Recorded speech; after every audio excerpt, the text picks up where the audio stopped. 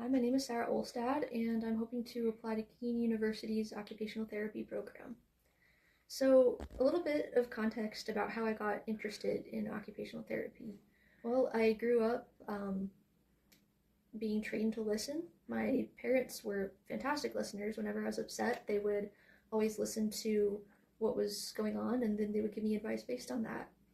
And then another thing that helped me develop listening skills was reading. I loved reading and getting to listen to what was going on with the character, what they were struggling with, and then walk through those struggles with them so they could reach their happy ending and overcome.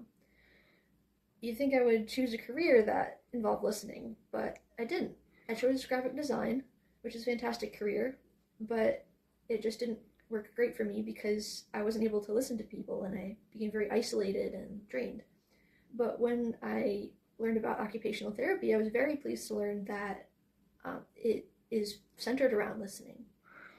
And this fosters a sense of the client's belonging and helps motivate them to recovery. I learned that listening to the client's problems and their diagnosis is very important to creating a treatment plan, because if you don't understand their problems, then how are you going to be able to effectively treat them? And then second, I learned that listening to what the client's interests are and their schedule helps tailor the treatment to what's going on in their life so they can actually complete it.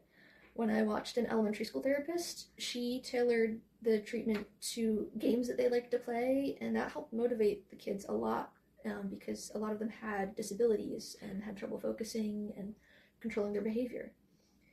And finally, I learned that listening to questions is especially important to helping the client understand their treatment and continue it, because they know why they're doing that activity and what the therapist is doing to help them.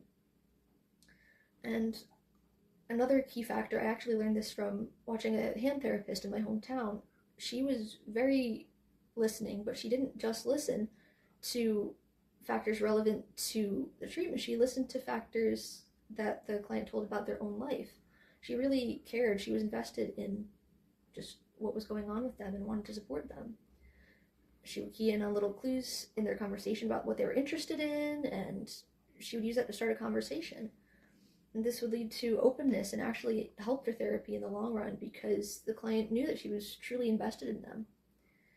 On the other hand, one experience I had where there was a lack of patient trust, that ended up impeding the therapist's ability to work with the patient. In a clinic in Arkansas, the therapist was calling out their patient for not doing their treatment, and the best explanation that the client had was that, oh, I didn't make time for it. Now, that response isn't necessarily the therapist's fault, but if the client had trusted them more and elaborated, then the therapist would have been able to adjust their therapy to work around that issue and help the client. But another key factor in occupational therapy I learned is vision. The therapist has to have a vision of what the client could be, not just viewing them as a disabled patient. They have to be able to see them as recovered, because this is the only way the client is going to be motivated sometimes. For my capstone project in undergrad, I researched a garden program for homeless people that really depended on vision of the program directors. The people who joined the program, they were stereotyped often, and this made them feel helpless and resentful. But once they joined the garden community, they interacted with peers and social workers who understood their plight and were able to give them aid in getting a job and housing because they saw that person as recovered. They didn't just see them as a hopeless case. And this gave them a sense of safety and connection and allowed them to grow. They were able to support their peers and share their knowledge with the community and break the stigmas that were holding them captive. This is very applicable to other issues that an occupational therapist might deal with, and issues of our day, such as prison reform and the drug crisis.